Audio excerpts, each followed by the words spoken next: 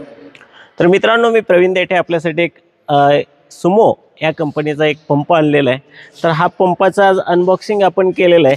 तर अनबॉक्सिंगमध्ये आपल्याला हा पंप आहे, या पंपाबरोबर आपल्याला काय काय साहित्य भेटेल, हा गन आहे, याचा आपण डेमो पण बघणार आहे, याचा प्रेशर पण बघणार आहे, हे काही नोझल पण याच्याबरोबर दिलेले आहेत आणि आपल्याला ह्या पंपचं टँक कॅपॅसिटी किती लिटर आहे आणि हे नोझल आपल्याला पूर्ण सगळे चालू करून पण आपण दाखवणार आहे। तर हे गन अडकवण्यासाठी आपल्याला दिलेलं आहे।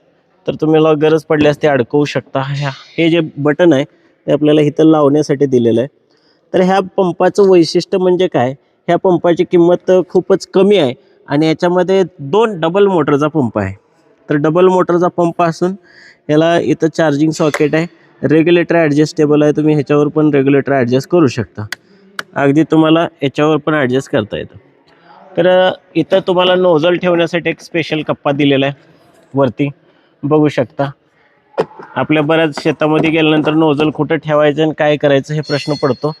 तर ह्याच्यामध्ये काही वायसर वगैरे दिलेले आहेत आणि हे नोझल आहेत। हा नोझल काय काम करतो, तणनाशक मारण्यासाठी काम करतो।